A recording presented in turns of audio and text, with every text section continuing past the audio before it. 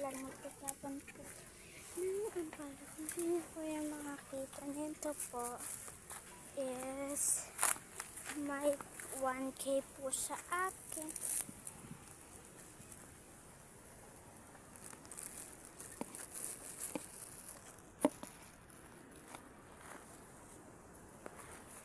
Ano yan?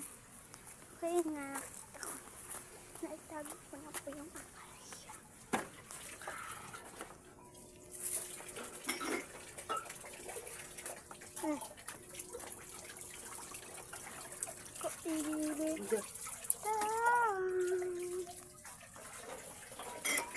So, appreciate mo naman